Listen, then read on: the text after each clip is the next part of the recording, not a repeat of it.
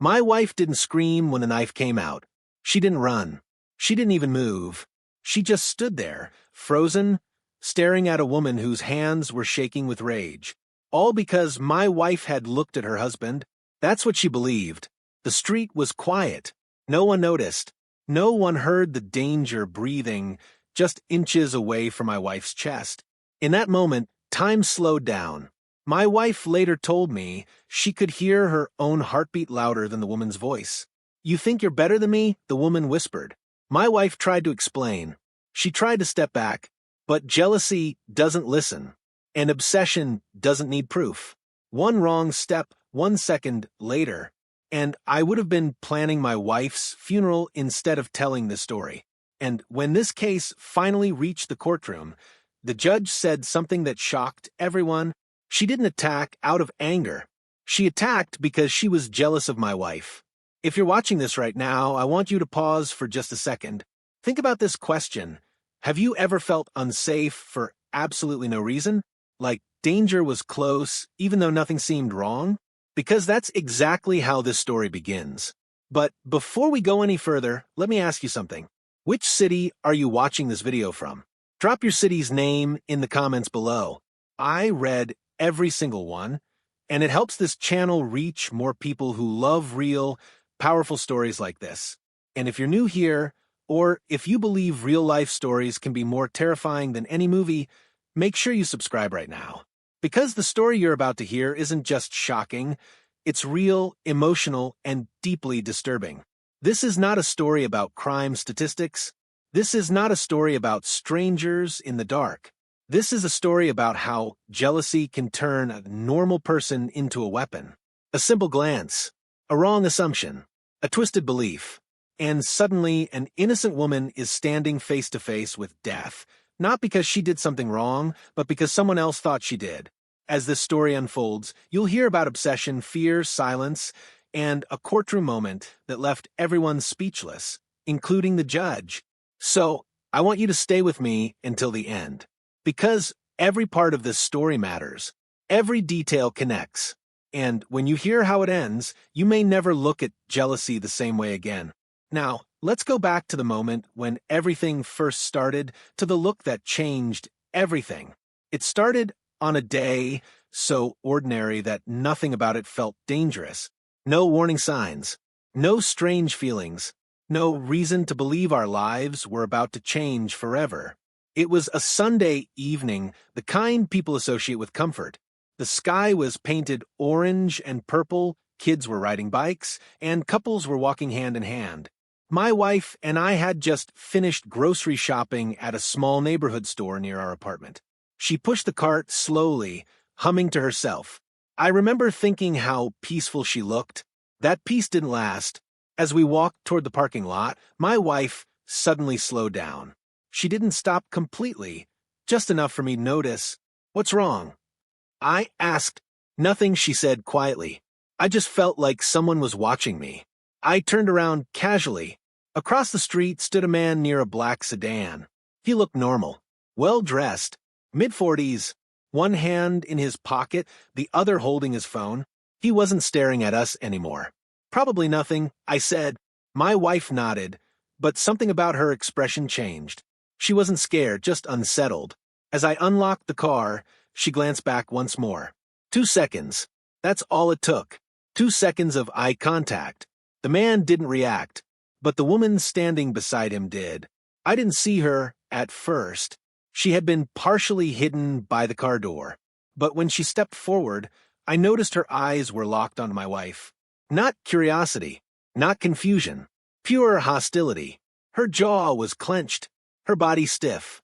She looked like someone who had already decided something terrible. My wife looked away instantly and got into the car. We drove off.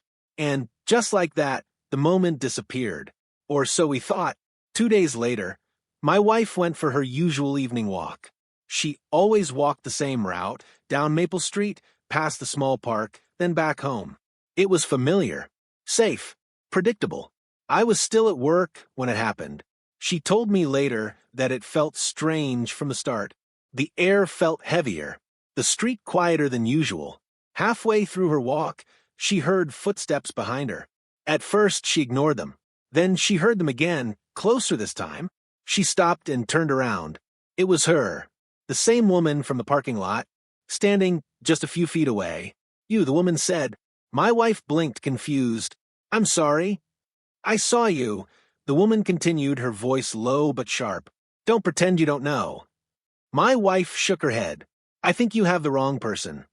The woman laughed, but there was no humor in it. "You think I didn't notice you looking at my husband?"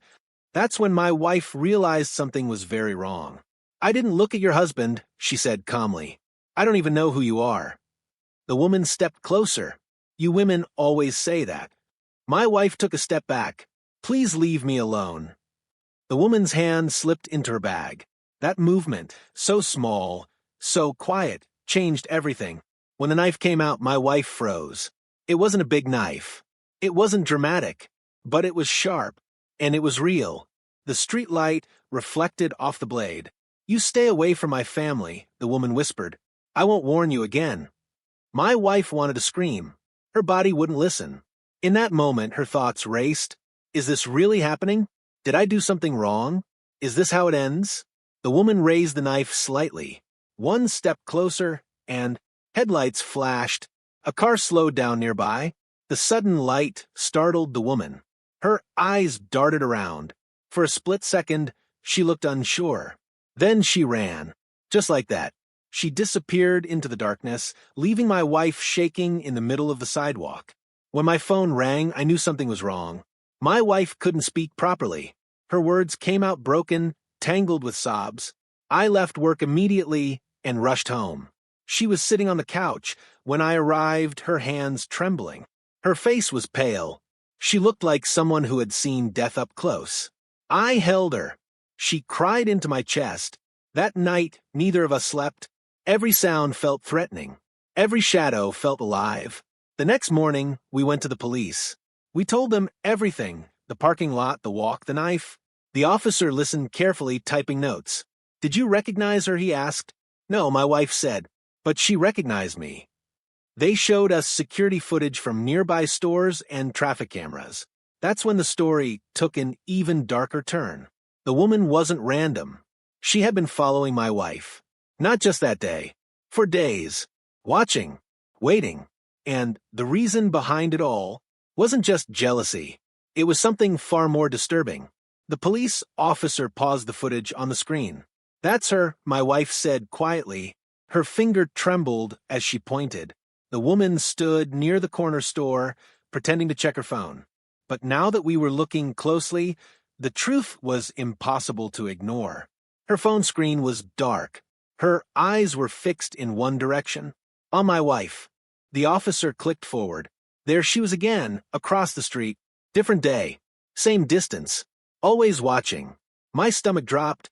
How long has she been doing this? I asked. The officer didn't answer immediately. He rewound the footage and pulled up another camera. "Based on what we're seeing," he said slowly, "at least 4 days. Possibly more." For days. That meant the knife attack wasn't impulsive. It wasn't a sudden emotional reaction. It was planned.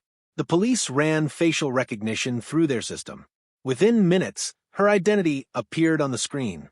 Her name was Karen Whitmore. She lived just 3 blocks from us. My wife covered her mouth. 3 blocks. That meant she hadn't just followed my wife, she had studied her. Her routine. Her walking path. Her timing. This wasn't jealousy anymore. This was obsession.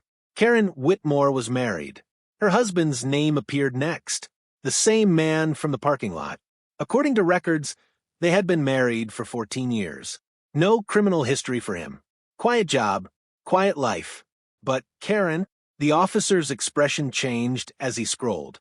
Restraining order. Expired. Domestic disturbance calls. Multiple. Threatening behavior complaints. None of them had escalated into charges. Until now. She has a history of fixation, the officer explained, especially toward women she perceives as a threat. Perceives? I asked. Yes, he said. Not real threats. Imagine ones. My wife's hand tightened around mine. That afternoon, Karen was arrested. She didn't resist. She didn't cry. She smiled. The officer told us that when they cuffed her, she said something chilling. She deserved the warning. That sentence haunted me. Not I was angry. Not I lost control. She said warning. Like she believed she was protecting something. Like she believed she was right. Karen's interrogation footage was worse. We weren't supposed to watch it, but a detective summarized it for us later. She claims your wife has been seducing her husband, the detective said. That's impossible, I snapped. They've never spoken. She knows that, the detective replied. But, in her mind, the look was enough.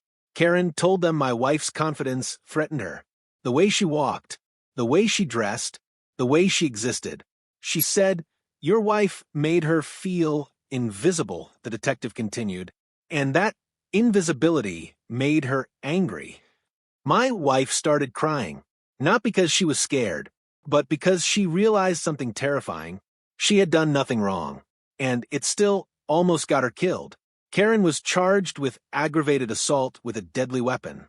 The case moved quickly, too quickly. Her attorney argued that Karen was emotionally unstable at the time, that the knife was never meant to be used.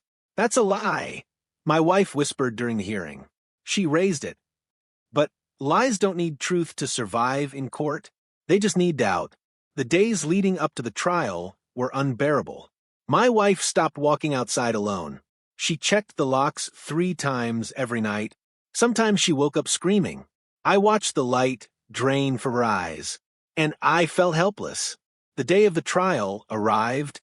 Karen walked into the courtroom like she owned it. She wore a soft sweater, neutral colors, hair neatly tied. She looked harmless. That was the scariest part. When she glanced at my wife, she smiled. Just slightly. I wanted to stand up. I wanted to scream. But I stayed silent, because this wasn't about rage anymore. This was about survival. Karen testified. Her voice was calm, controlled. I felt threatened, she said. I was protecting my marriage. The prosecutor asked, did she ever speak to your husband? No. Did she approach him? No. Then why did you feel threatened? Karen paused. She looked at him like she wanted him. The courtroom went quiet. My wife's hands shook. The defense leaned into it. She felt insecure, afraid, vulnerable. But then something unexpected happened. The judge leaned forward and asked Karen a question no one was ready for. Did you ever consider, the judge said slowly, that the problem wasn't her? Karen blinked. What do you mean? The judge's voice was sharp now. Did it ever occur to you that your jealousy, not her behavior, was the real threat? Karen didn't answer. For the first time, she looked confused, cornered. And that moment, that was when everything began to unravel. The courtroom was silent. Not the comfortable kind of silence, the heavy kind. The judge's question hung in the air like smoke. Did it ever occur to you, the judge repeated slowly, that the problem wasn't her? Karen stared straight ahead. Her lawyer shifted in his seat. The prosecutor waited. For the first time since the trial began, Karen didn't have an answer ready. She started, then stopped. The judge leaned back, eyes locked on her. You claim you felt threatened, but threat requires action. What action did this woman take? Karen swallowed. She looked at my husband. The judge raised an eyebrow. And that justifies pulling a knife? Karen's lips tightened. You don't understand. The judge nodded once. Then, explain it to me. Karen took a breath. And that's when the mask began to crack. I gave my whole life to him, she said, suddenly her voice shaking. I supported him. I stood by him. And then she shows up. She didn't show up, the judge interrupted calmly. She was buying groceries. Laughter rippled briefly through the courtroom before dying instantly. Karen's face turned red. She knew what she was doing, Karen snapped. Women like her always do. My wife flinched. The judge's voice hardened. Women like her? Karen hesitated. Confession hovered on her tongue. She's confident, Karen said bitterly. Beautiful. Comfortable in her own skin. The courtroom froze. The judge leaned forward again. So, this wasn't about your husband, he said. This was about you. Karen shook her head violently. No, that's not true. But it was too late. The truth had already entered the room. The prosecutor stood. "Ms. Whitmore," she said, "isn't it true that you've accused other women of the same behavior in the past?" Karen's lawyer jumped up. "Objection." Overruled, the judge said immediately, "Answer the question." Karen's hands trembled. "Yes," she admitted, "but this time was different." "How?" the prosecutor asked. "Because this time," Karen whispered, "I felt invisible." A hush fell over the courtroom. The prosecutor pressed on. "And when you feel invisible, what do you do?" Karen's eyes filled with tears. "You make sure you're seen." My stomach turned. That sentence explained everything. The knife, the stalking, the obsession. This wasn't jealousy alone. This was desperation mixed with entitlement. The prosecutor displayed photos on the screen, screenshots from Karen's phone, messages she had written but never sent. "They all want what's mine. She thinks she's better than me. She doesn't deserve that confidence." My wife gasped. Karen looked away. These messages, the prosecutor said, were written days before the attack. This was not a moment of passion. This was escalation. Karen began to cry. Not soft tears, violent sobs. "I just wanted her to be afraid," Karen screamed. "Just like I was." The judge slammed the gavel. "Enough." Karen collapsed into her chair, shaking. The defense tried one last strategy. They argued diminished responsibility, emotional instability, temporary loss of judgment. The judge listened carefully. Then he spoke. "I've presided over hundreds of cases," he said. "Anger is common. Jealousy is common." He paused. "But violence born from entitlement, from the belief that another person's existence is a threat, that is something else entirely." The courtroom held its breath. This was not self-defense. The judge continued. This was projection. Karen looked up, confused. "Projection?" she asked weakly. "You attacked, not because she wanted your husband," the judge said, his voice steady. "You attacked because you wanted her life." My wife's breath caught. Karen's face collapsed. "No," she whispered. "Yes," the judge replied. "And that makes this crime especially dangerous." The verdict came swiftly. Guilty. Karen let out a sound that didn't sound human. She slumped forward, hands covering her face. As officers moved toward her, she looked up one last time, at my wife. Her expression wasn't anger anymore. It was emptiness. Outside the courtroom, reporters swarmed. "Do you feel safe now?" one asked my wife. My wife paused. "I feel alive," she said quietly, "but safety takes time." That night, something unexpected happened. Karen's husband reached out, and what he revealed changed everything we thought we knew. We didn't expect to hear from him. Not after everything that had happened. Not after the verdict.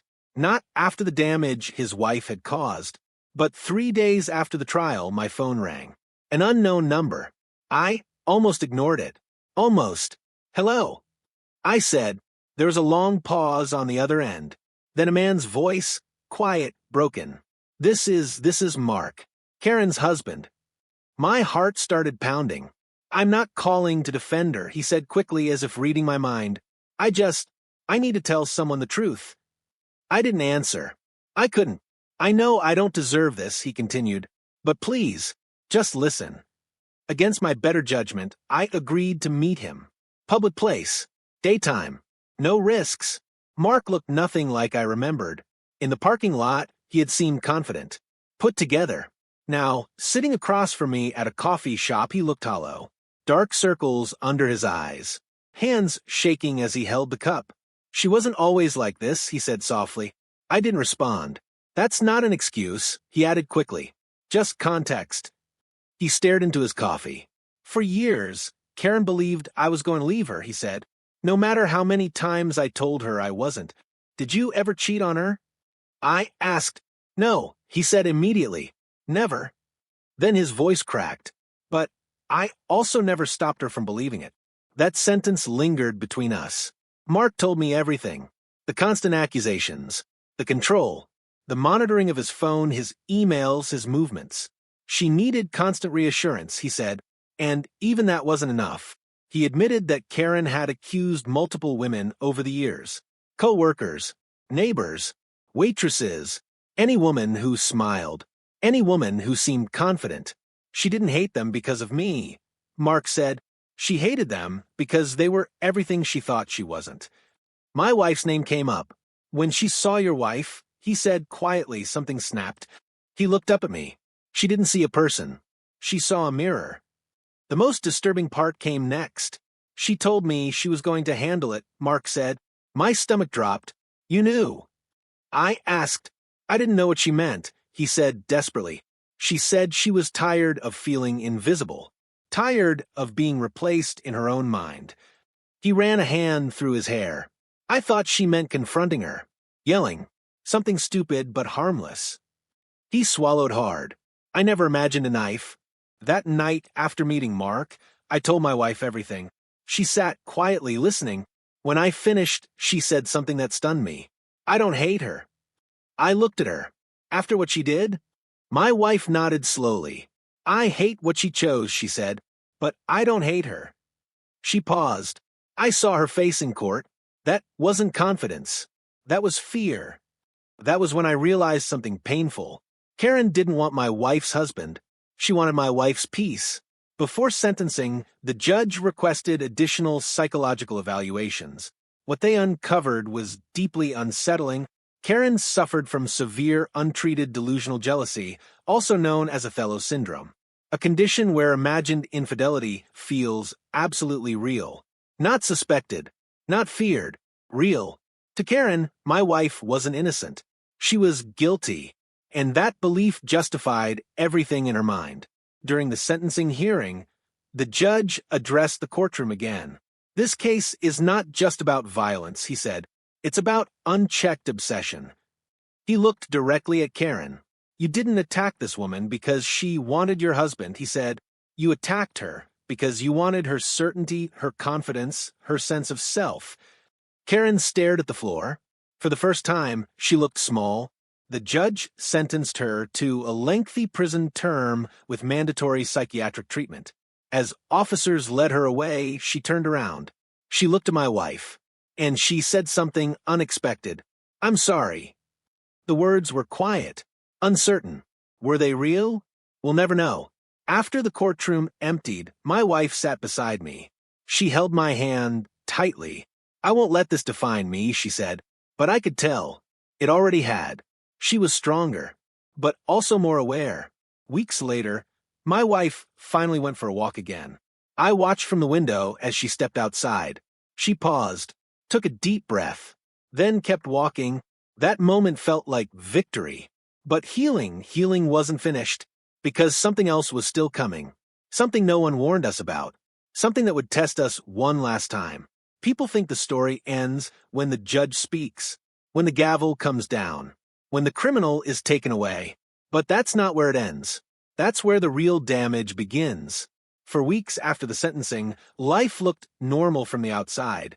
We went to work. We paid bills. We smiled at neighbors. But inside our apartment, silence became heavy. My wife stopped playing music while cooking. She stopped humming. She stopped walking barefoot at night. She triple-checked the locks. Every night. Sometimes I would wake up and find her sitting upright in bed, staring at the door. I heard something, she would whisper. There was never anything there. But fear doesn't need evidence. One evening, I noticed something that broke my heart. We were watching television when a scene showed a woman arguing loudly. My wife flinched, physically. Her body reacted before her mind could catch up. She excused herself and went to the bathroom. When she came back, her eyes were red. I'm fine, she said. But she wasn't. The therapist called it hypervigilance. Your brain stays trapped in survival mode, even when the danger is gone. My wife listened quietly during the sessions. She nodded. She understood. But understanding doesn't erase fear. One night, she finally told me the truth. I keep replaying it, she said softly. The knife? She shook her head. The moment before the knife. I frowned. Before? The moment I felt watched, she said. I keep wondering, what if I had turned around sooner? What if I had crossed the street? What if I had stayed home? Her voice cracked. I feel guilty for surviving. That sentence hit me harder than anything else. The world didn't help. News articles popped up online. Comments flooded in. Some supportive, some cruel. Why was she walking alone? Women need to be careful how they look at men. Jealousy happens for a reason. My wife stopped reading, but the damage was done. Then came the unexpected letter. It arrived 6 weeks later. No return address. My hands shook as I opened it. Inside was a single page, written carefully. It was from Karen. She wrote about prison, about the silence, about the walls, about therapy. She didn't excuse herself. She didn't blame my wife. Instead, she wrote one sentence that froze me. I hated you because you were everything I was afraid I could never be. I handed the letter to my wife. She read it slowly. Then she folded it and placed it in a drawer. I forgive her, she said quietly. I stared at her. How? Because I don't want to carry her darkness with me, she replied. Forgiveness didn't mean forgetting. There were still bad days. Days when she couldn't leave the house. Days when a stranger's stare felt like a threat. But slowly something changed. She began reclaiming small things. Her favorite dress. Her evening walks. Her laughter. Each step felt like rebellion. One afternoon, while walking together, my wife stopped. She looked around. The same street. The same lights. Different feeling. I'm not afraid anymore, she said. I believed her. But life had one more twist left. A few months later, the judge reached out. Not officially. Personally. He asked to speak with us. During our meeting, he said something unexpected. This case changed how I see jealousy, he admitted, and how dangerous it can be when society minimizes it. He told us he planned to use Karen's case in judicial training, as a warning, not about knives, but about unchecked obsession. That's when I understood something powerful. Our pain wasn't meaningless. It became a lesson, a line drawn, a warning to others. Still, the final moment came quietly. One evening, as the sun set, my wife stood by the window. She smiled. Not forced, not brave, real. I survived, she said, and for the first time, I believed we truly had. Some endings don't come with applause. They come quietly. Months passed after the letter, after the therapy, after the slow rebuilding of pieces that had shattered without warning. Life didn't suddenly become perfect, but it became possible again. My wife started smiling without forcing it. She laughed more often. She slept deeper. She walked with her head held high, not because she was fearless, but because she refused to be small. One evening, while we were cleaning the apartment, she found the court papers tucked away in a folder. She stared at them for a long time. Do you ever think about her? She asked. I knew who she meant. Sometimes, I said honestly. So do I, my wife replied, but not with anger anymore. She paused, with understanding. That was when I realized how far she had come. A year later, we received one final update. Karen's sentence had been officially finalized. No appeal, no reduction. The judge had added a written statement to the record, something rare. We were allowed to read it. In it, he wrote, "This court recognizes that jealousy, when dismissed as harmless emotion, becomes fertile ground for violence. This crime was not born from passion, it was born from insecurity, left unchecked." Those words stayed with me, because they weren't just about Karen. They were about society. My wife later spoke at a small community event, something she never would have done before. She stood in front of strangers and told her story, not to scare them, but to warn them. Violence doesn't always come from hate, she said. Sometimes it comes from comparison, from insecurity, from the belief that someone else's existence is a threat. People cried, people listened, and people thanked her. That night, as we walked home together, she squeezed my hand. I don't want to be remembered as a victim, she said. I looked at her. Then, what do you want to be remembered as? She smiled. Someone who survived and kept her light.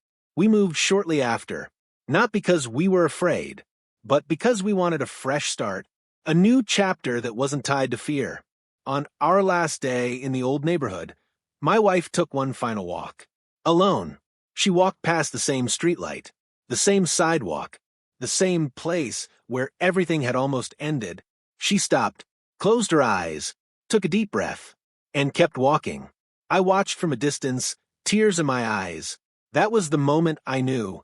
Jealousy didn't win. Fear didn't win. Violence didn't win. She did. If there's one thing this story taught me, it's this. You never know what battles someone else is fighting. And you never know how dangerous unchecked emotions can become. A look, a thought, an assumption. That's all it took. So, if you're listening to this right now, I want you to remember something important. Confidence is not an invitation. Existing is not a crime. And no one deserves violence for being seen. If this story moved you, even a little, don't keep it to yourself. Backhand index pointing right, like this video, so more people hear this message, backhand index pointing right. Subscribe to the channel for real, powerful stories that matter, backhand index pointing right, and comment below what part of the story stayed with you the most. And if you've ever felt unsafe, misunderstood, or targeted for simply being who you are, know this. You are not alone. Your story matters, and your light deserves to stay on. Thank you for listening.